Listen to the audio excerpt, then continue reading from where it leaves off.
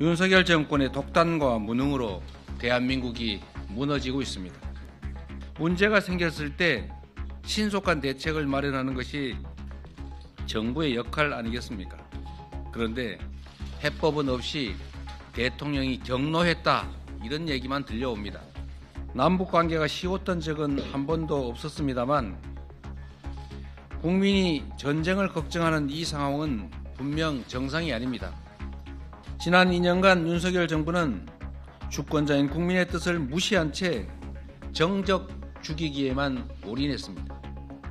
경제를 죽이고 평화를 죽이고 민주주의와 사람을 죽이는 이 죽임의 정치를 끝내고 사람과 경제, 평화와 민주주의, 희망과 미래를 살리는 살림의 정치를 복원해야 합니다.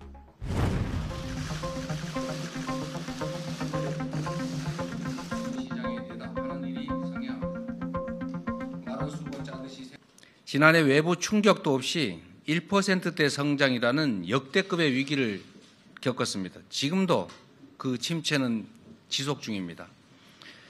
잃어버린 30년, 장기 침체 중인 일본에마저 성장률을 역전당했습니다. 고물가 고금리에 한파까지 겹친 요즘 돈을 아끼느라 카공족들은 공공도서관으로, 어르신들은 구청 로비에서 시간을 보낸다고 합니다. 불황이 지속되면서 배달 음식에 껴온 음료까지 중고시장에 내다 파는 일이 성행합니다. 마른 수건 짜듯이 생활비를 아껴봐도 이자에 월세 감당이 벅찬 게 우리 국민들의 삶의 현실입니다. 윤석열 정부는 임기 초부터 지금까지 꾸준하게 초부자 감세를 추진해 왔습니다. 초부자 감세로 경제가 성장할 것이라면서 있지도 않은 이른바 낙수 효과를 내세웠지만 실제 현실은 어떻습니까? 성장은커녕 막대한 세수 결손만 초래하고 재정 부족에 따른 서민 지원 예산 삭감, R&D 예산 대규모 삭감을 불러왔습니다. 부동산 PF 문제, 폭발 직전에 이른 금융 위험도 대책을 찾지 못한 채 레고랜드 사태처럼 뒷북을 치거나 미루기만 하고 있습니다.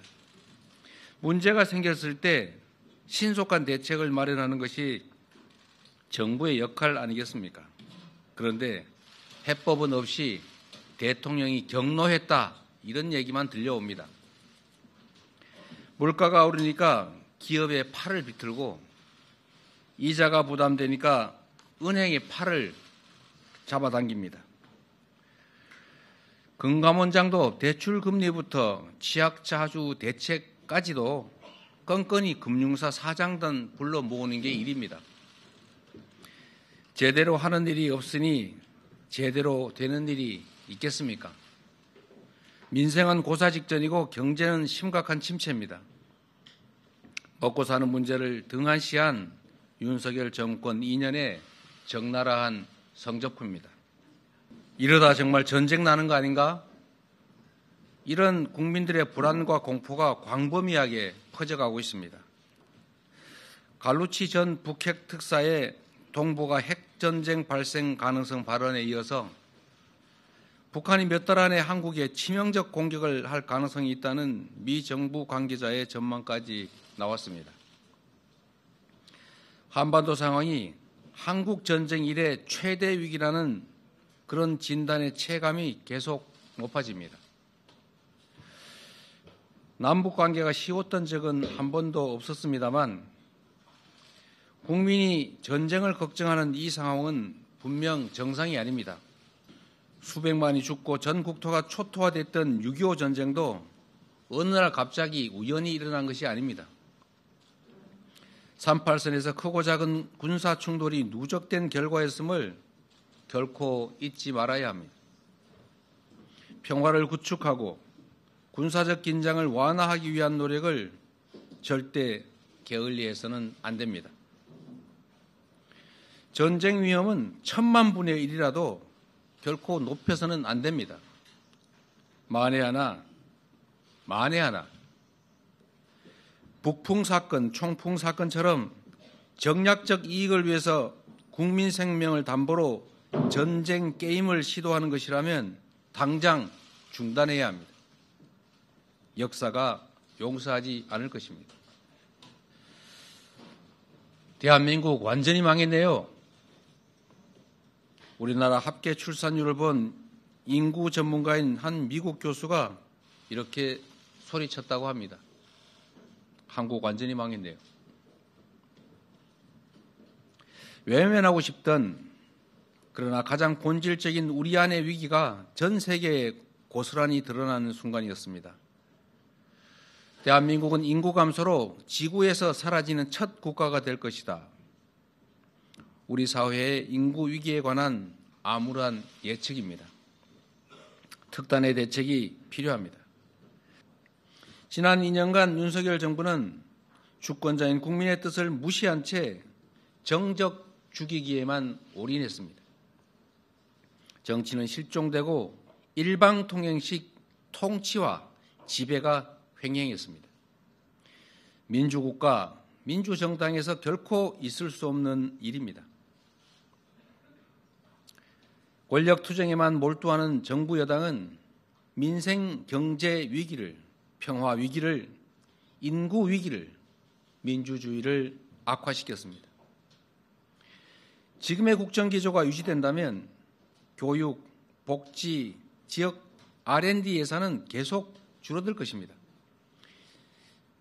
기후위기 대책, 에너지 정책도 퇴행할 것입니다. 노동시간은 늘어나고 워라밸은 더 요원해질 것입니다. 지역균형 발전은 미뤄지고 어려운 사람들은 더 어려워질 것입니다. 시민은 목소리를 잃고 언론은 앵무새를 강요당하고 법과 제도는 소수 특권층을 위한 지배 도구가 될 것입니다. 과거사 오염수 유출에 완벽한 면죄부를 받은 일본은 이제 보통국가, 군사 대국이 돼서 당당하게 일본 땅 독도를 내놓으라고 우리를 겁박할 수도 있습니다. 국민 여러분, 위기 속에서 치러지는 이번 총선은 그 어느 때보다 중요합니다. 경제를 죽이고 평화를 죽이고 민주주의와 사람을 죽이는 이 죽임의 정치를 끝내고 사람과 경제, 평화와 민주주의, 희망과 미래를 살리는 살림의 정치를 복원해야 합니다. 전쟁 방지, 평화의 핫라인부터 즉각 복원하십시오. 핫라인은 적대국 간에도 심지어 전쟁 중에도 존재합니다. 무고한 국민과 청년들이 피할 수 있는 불필요한 무력 충돌로 희생양이 되는 일은 결코 없어야 합니다. 한미동맹을 강화하고 서방과의 협력을 확대하면서도 여당의 노태우 정권이 열어왔고 민주당 정권이 확장한 북방 외교를 포기하면 안 됩니다.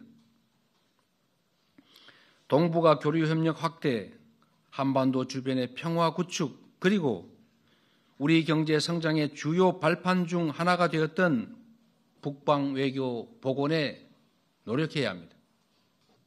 민주당은 지난 18일에 패러다임을 전환한 저출산 정책을 발표했습니다. 결혼, 출산, 양육을 망라하는 정책 패키지를 통해서 모든 출생아의 기초자산 형성을 국가가 직접 지원하고 주거 지원 같은 출산과 돌봄에 대한 국가 책임을 강화하고자 했습니다. 여기에 더해 보편적 출생 지원 원칙에 기초해서 분할 목돈 지원 방식을 포함하는 출생 기본소득을 제안합니다. 이미 시행 중인 아동수당이 그 맹하로 자리 잡고 있습니다. 필요하다면 대학 등록금을 포함한 교육비 일체에 대해서 과하다 싶을 정도의 보편 지원책도 만들어야 합니다. 초저출생 문제의 해결은 우리 사회의 출생에 대한 인식과 관점의 대전환과 더불어 국민 모두가 이 문제의 주체가 될 것을 요구하고 있습니다. 초저출생 해결과 정책 대전환을 위해서는 범국민적인 토론과 사회적 합의가 필수입니다. 여야정과 산학연을 아우르는 범국민 저출생 대화기구를 제안합니다.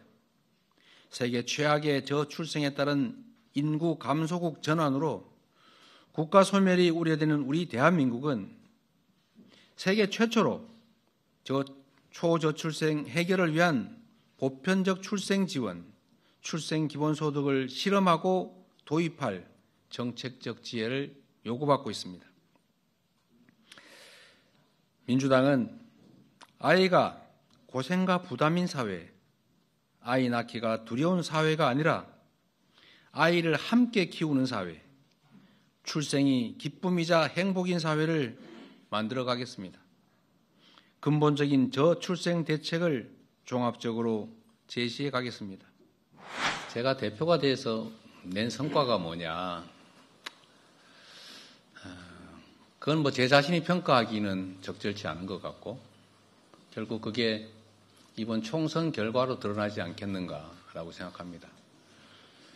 정치인이 이런 성과라고 하는 것은 결국 국민들의 삶과 또 국가의 미래를 얼마나 개선했느냐 또는 퇴행을 얼마나 효율적으로 잘 막아냈느냐라는 것도 아니겠습니까? 그 평가는 결국 국민의 눈높이에서 우리 국민들께서 하시는 것이고 그것은 결국 선거로 표현될 것으로 생각합니다. 최선을 다하도록 하겠습니다. 어쨌든 많은 분들이 관심 가지고 계신 사안이고 또 어쩌면 이해관계도 좀 있을 수 있는 일이어서 신중하게 의견을 수렴 중입니다. 길지 않은 시간 안에 이 문제도 허심탄회하게 말씀드리고 대화할 시간이 있을 것입니다. 정말로 국민의 눈높이에 맞게 사적 이익이나 네 편, 내 편 가리지 않고 국민들이 바라는 결과물을 제시하는 것이 아닐까 그렇게 생각합니다. 그리고 말씀하신 것처럼 저는 이번 선거가 우리 민주당에게 매우 어려운 선거라고 생각합니다. 목표는 일당이 되는 것이고 최대로 목표치를 올린다면 151석을 하는 것이다.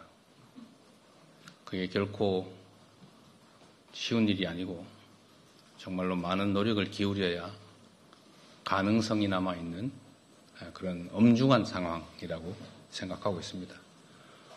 그렇기 때문에 공천이든 선거든 거의 맞춰서 낮은 자세로 절박한 심정으로 최선을 다하려고 합니다.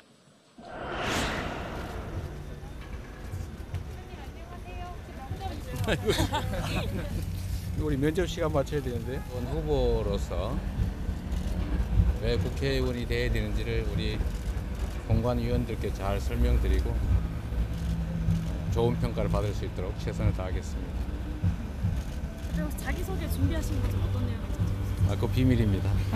대표님 혹시 그 원희룡 장관도 이번에 그 개항을 출마하겠다고 선언했는데 승리 확신하실까요? 같으십니다. 조심하세요.